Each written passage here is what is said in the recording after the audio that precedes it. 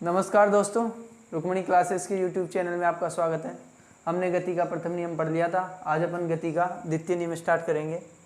तो गति के प्रथम नियम में अपन ने पढ़ा था जड़त्व से संबंधित जो नियम था। किसी वस्तु का जड़त्व होता है तो उसका जड़त्व का विरोध करती है वस्तु परिवर्तन का। यदि कोई बाह्य बल जब तक नहीं लगता है तब तक वह जड़त्व परिवर्तन का विरोध करती है। तो अपन ने पढ़ा था कि अपन किसी गाड़ी में से उतरते हैं तो अचानक से आगे की ओर गिरते हैं, तो ये जड़त्व के नियम का विरोध होता है। उसी प्रकार एक उदाहरण देख सकते हैं कि यदि कांच के पत्थर की मारते हैं तो वह कांच पूरा टूट जाता है, और यदि गोली से अपन कांच को मारते हैं तो एक छेद सा हो जाता है। छेद ही होता है। उसका ये रीज़न है कि जब अपन पत्थर से मारते हैं तो वह पूरे कांच के जड़त्व का विरोध करती है, जिसके कारण कांच टूट जाता है, और गोली से मारते हैं तो वो उसी स्थान पर बल लग पाता है, जिसके कारण वह एक छेद के रूप में ही हो पाता है। तो गति का द्वितीय नियम कहता है कि किसी वस्तु पर लगने वाला बल, वस्तु की दिशा में किसी वस्तु पर लगने वाला बल उसके संवेग के समानुपाती होता है। बल जो होता है वो क्या होता है? संवेग के समानुपाती होता है। संवेग में परिवर्तन।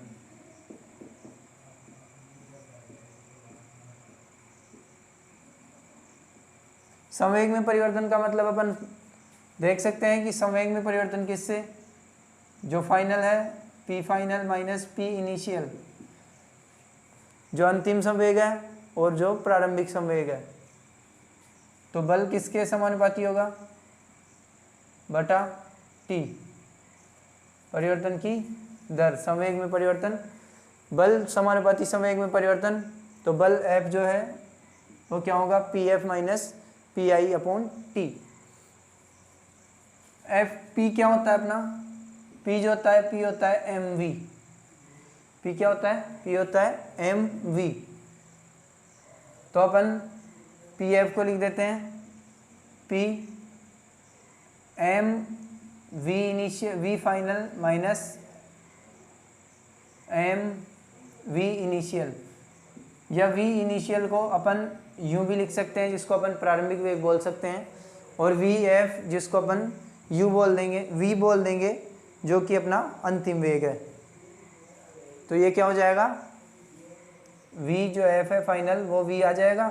तो अपनी जो समीकरण बन गई वो इस प्रकार से बन जाएगी, एफ जो है इसके प्रोपोर्शनल हो जाएगा।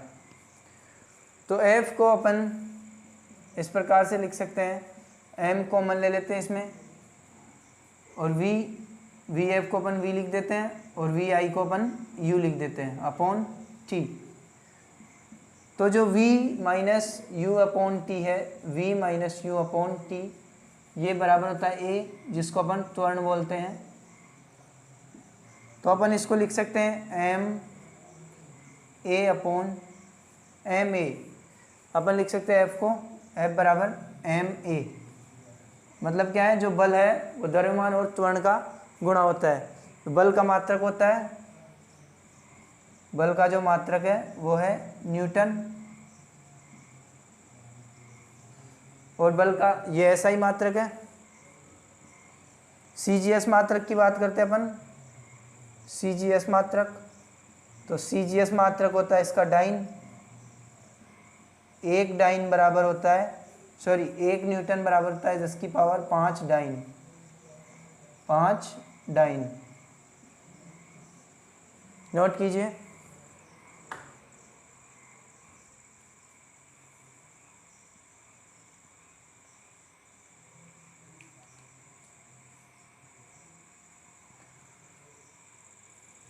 इससे अपन देख सकते हैं कि जो बल होता है, बल समय के व्युत्क्रमानुपाती होता है, और बल त्वरण के समानुपाती होता है। तो अपन देख सकते हैं, या नोट लिख सकते हैं अपन, F inversely proportional to time. इसका मतलब यह है कि समय जितना अधिक लगेगा, t जितना अधिक लगेगा, F उतना ही कम लगेगा, और t जितना कम लगेगा, F उतना ही अधिक लगेगा। मतलब जब समय ज़्यादा लगेगा तो बल कम लगेगा, और जब समय कम लगेगा तो बल अधिक लगेगा।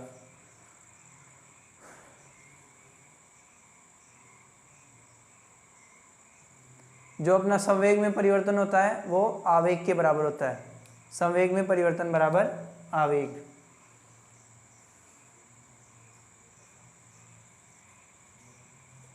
संवेग में परिवर्तन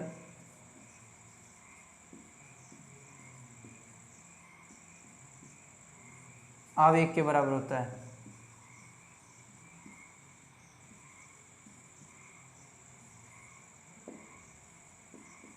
संवेग में परिवर्तन आवेग के बराबर होता है।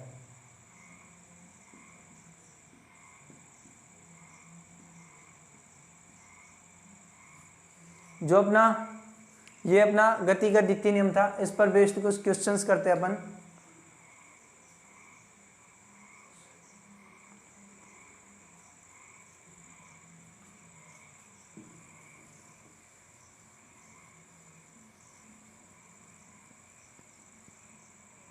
कोई वस्तु है जिसका द्रव्यमान अपन लेते हैं 10 किलोग्राम।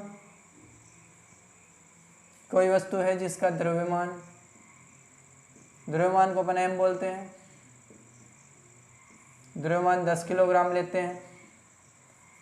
वस्तु समय 5 सेकंड में, 5 सेकंड में यदि वो 15 मीटर प्रति सेकंड का वेग, 15 मीटर प्रति सेकंड के वेग से विरामावस्था से 15 मीटर प्रति सेकंड के वेग में चलती है, तो ये क्या हो गया v, और विरामावस्था का मतलब u बराबर क्या हो गया 0। तो u बराबर 0, v बराबर 15। तो अपन देखते हैं इसमें अपने को ज्ञात करना है f बराबर क्या होगा। अपने को दिया हुआ है किसी वस्तु का द्रव्यमान 10 किलोग्राम है, यदि वह 5 सेकंड में विरामावस्था से 15 मीटर प्रति सेकंड की गति से चलती है, तो उस पर कितना बल आरोपित है या कितना बल लग रहा है। तो F बराबर होता है क्या, F बराबर होता है अपना m v minus you upon T. m कितना दे रखा है अपने को, m 10 किलोग्राम दे रखा है। v क्या है अपना, v है 15 मीटर प्रति सेकंड, u 0 दे रखा है, और t क्या है अपना 5 से ये कैंसिल 2 बार, 15 को 2 से किया 30 न्यूटन। जो अपना बल आया कितना आया, 30 न्यूटन बल आ गया। तो अपन इस प्रकार से किसी भी वस्तु पर बल निकाल सकते हैं। यदि अपने को त्वरण दिया हुआ हो तो भी अपन बल निकाल सकते हैं, यदि अपन को प्रारंभिक और अंतिम वेग दिया हो तो भी अपन बल निकाल सकते हैं, किसी वस्तु पर कितना बल लग रहा है। तो जो गति का द्वितीय नियम है वो अपने बल की परिभाषा देता है। गति का द्वितीय नियम से अपने को बल बराबर F बराबर ma पता चलता है। जो गति का द्वितीय नियम है वो अपने को बताता है F बराबर ma, F is equal to ma। इस पर बेस्ड एक और क्वेश्चन करते हैं अपन। किसी वस्तु का द्रव्यमान 2000 किलोग्राम है, वस्तु विरामावस्था में है। किसी वस्तु का द्रव्यमान 2000 किलोग्राम है, 2000 किलोग्राम मान लेते हैं, बिल्कुल सिंपल वैल्यू लेते हैं ताकि कैलकुलेशन करने में आसानी रहेगी अपने को। वस्तु का द्रव्यमान कितना है 2000 किलोग्राम। यदि वस्तु पर लगने वाला त्वरण 15 मीटर प्रति सेकंड स्क्वायर हो तो उस पर कितना बल आरोपित है। अपने को ज्ञात क्या करना है, वस्तु पर कितना बल आरोपित है, वस्तु पर बल ज्ञात करना है। तो अपना सूत्र है F बराबर ma, F is equal to ma। m क्या है अपना, m अपना द्रव्यमान है। द्रव्यमान कितना दे रखा है, द्रव्यमान 2000 दे रखा है, 2000, और अपना जो a है त्वरण है वो है 15 दूना 30, 000 क्या आ गया, किलोग्राम मीटर प्रति सेकंड स्क्वायर, किलोग्राम मीटर प्रति सेकंड स्क्वायर। इस चीज़ को अपन न्यूटन लिख सकते हैं। तो 30,000 न्यूटन या 30 किलो न्यूटन भी अपन इसको बोल सकते हैं। नोट कर लीजिए।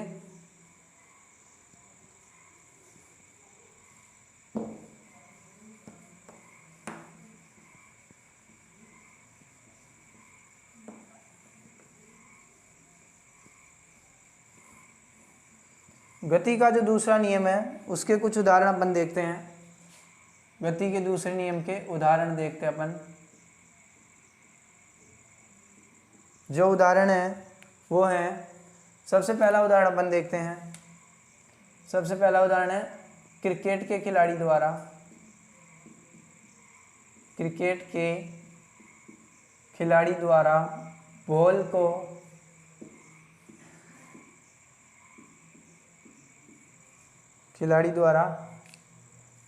पकड़कर पीछे धकेलना, हाथ को पीछे ले जाना है। बॉल को पकड़ने पर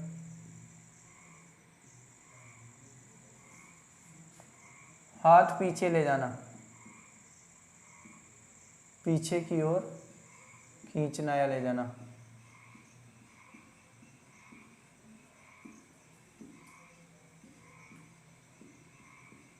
अपन देखते हैं, जब अपन क्रिकेट देखते हैं तो हमने देखा होगा कि जब भी कोई खिलाड़ी बॉल को कैच करता है तो वह कैच करने के तुरंत बाद हाथ को पीछे से ले जाता है, पीछे की ओर ले जाता है। ऐसा क्यों होता है? ऐसा इसलिए होता है कि वो गति के दूसरे नियम के अनुसार बल को अधिक समय के लिए ठहराने की कोशिश करता है। मैंने कहा था जितना अधिक समय होगा F व्युत्क्रमानुपाती होता है 1/t, तो समय जितना अधिक लगेगा बल उतना ही कम हो जाएगा।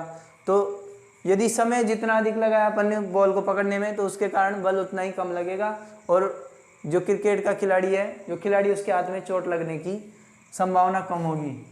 दूसरा अपन उदाहरण ले सकते हैं, एथलीट जो होते हैं लंबी कूद वाले, एथलीट को कूदने के स्थान पर गद्दे या मिट्टी का बिछाना, गद्दे या मिट्टी बिछाना। अपन देखते हैं जब एथलीट दौड़कर आते हैं, लंबी कूद वाले जो एथलीट होते हैं वो दौड़कर आते हैं और किसी स्थान पर कूदते हैं तो उस जगह गद्दे बिछाए जाते हैं या फिर मिट्टी बिछाई जाती है। इसका भी वही कारण है कि जब एथलीट आकर कूदेगा तो अचानक से वो कूदा तो जिस जगह मिट्टी होगी मिट्टी फिसल जाएगी और उसको रुकने में अधिक समय लगेगा, अधिक बल उसको कम लगेगा, टाइम ज़्यादा लगेगा, जिसके कारण उसको चोट लगने की संभावना कम होगी। लेकिन यदि अपन अचानक से किसी ठोस जमीन पर या ठोस चीज़ पर कूद जाएंगे तो उससे चोट लगने की स्थिति उत्पन्न हो जाती है। नोट कीजिए।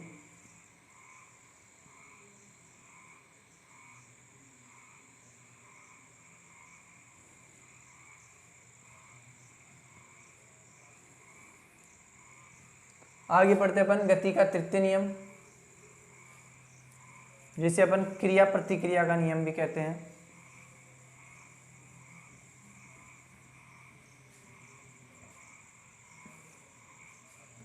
गति का तृतीय नियम,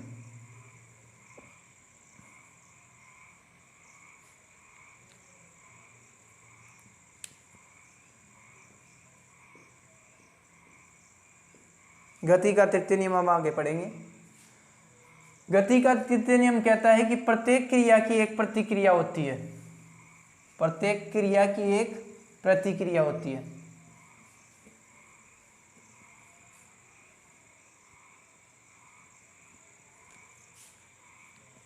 प्रत्येक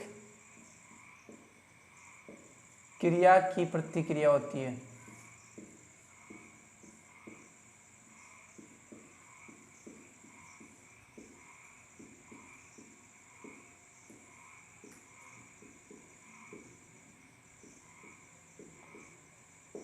प्रत्येक क्रिया की एक प्रतिक्रिया होती है।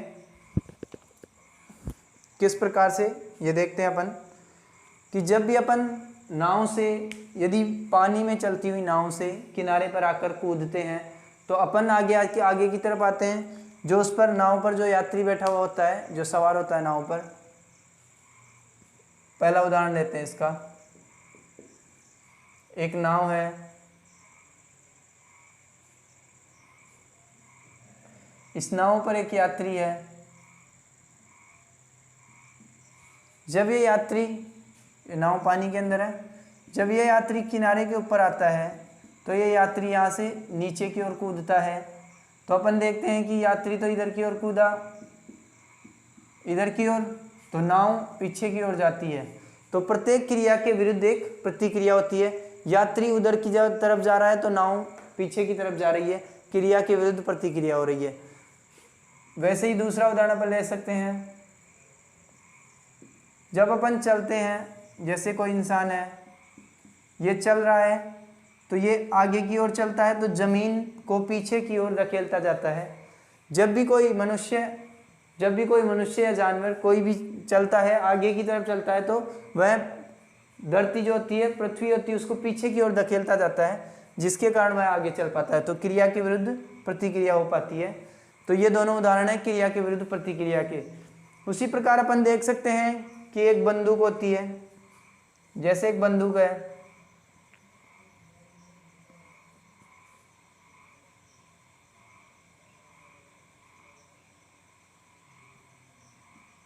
एक बंदूक होती है, जब इससे गोली निकलती है, बंदूक से जब गोली निकलती है तो बंदूक पीछे की ओर गति करती है और गोली आगे की ओर गति करती है। तो ये भी क्रिया प्रतिक्रिया का एक उदाहरण है।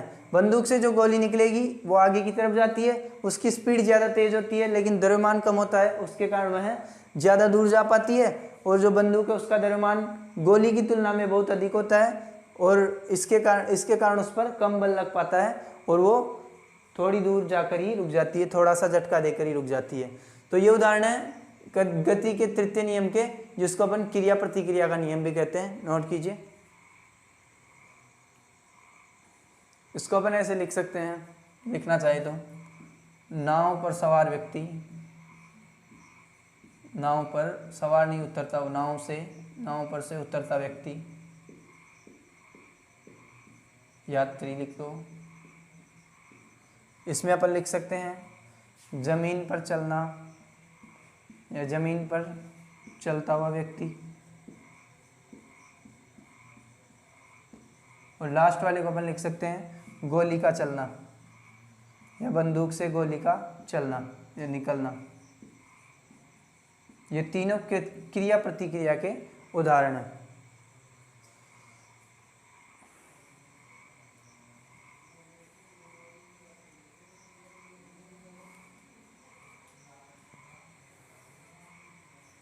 अब अपन पढ़ते हैं आवेग।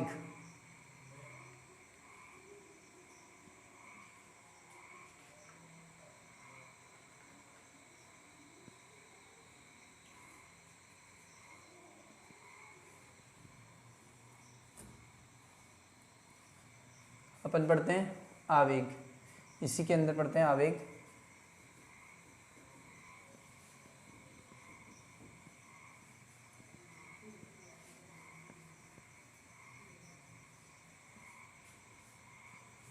आवेग जो होता है, तो आवेग की परिभाषा आप लिख सकते हैं। आवेग होता है जब कोई बल बहुत कम समय के लिए किसी वस्तु पर कार्य करता है।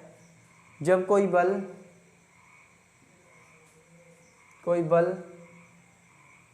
बहुत कम समय के लिए किसी वस्तु पर कार्य करता है तो उसको क्या कहते हैं अपन? आवेग कहते हैं। बल गुणा समय। जब कोई बल बहुत कम समय के लिए किसी वस्तु पर कार्य करता है तो उसको आवेग कहते हैं। आवेग को अपन बल गुणा समय लिख सकते हैं। इसका जो मात्रक है, मात्रक अपन इससे बना लेंगे। बल का मात्रक हो जाएगा न्यूटन, या फिर इसको ऐसे लिख सकते हैं, बल का मात्रक होता है किलोग्राम मीटर प्रति सेकंड स्क्वायर। किलोग्राम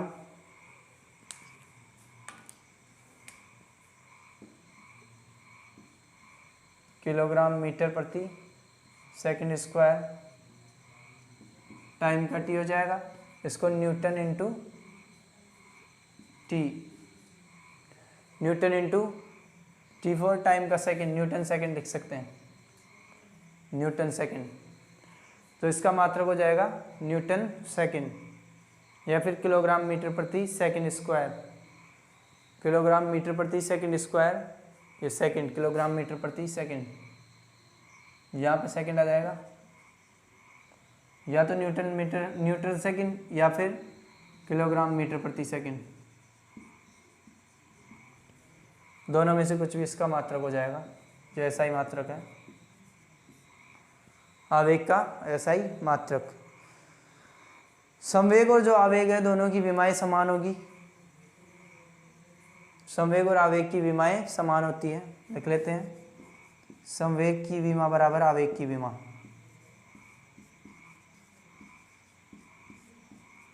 बराबर आवेग की विमा।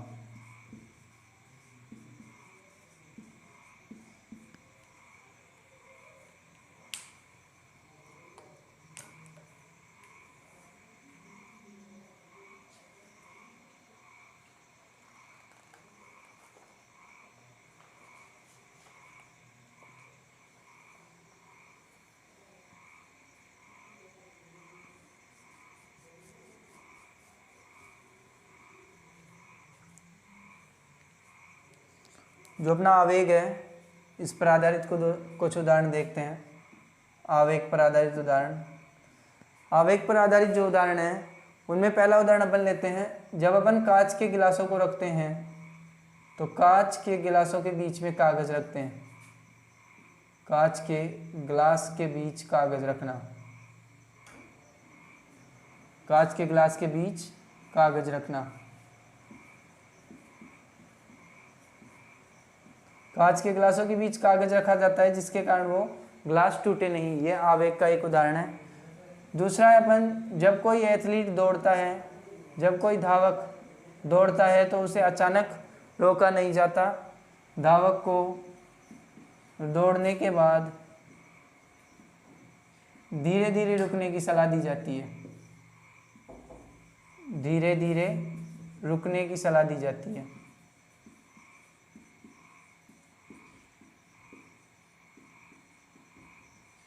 सलाह दी जाती है।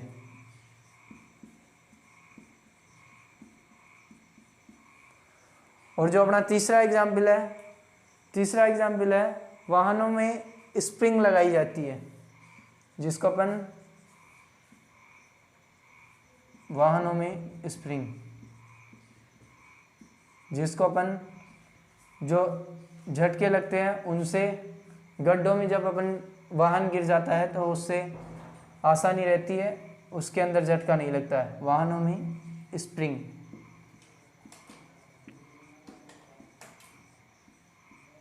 वाहनों में स्प्रिंग लगाना।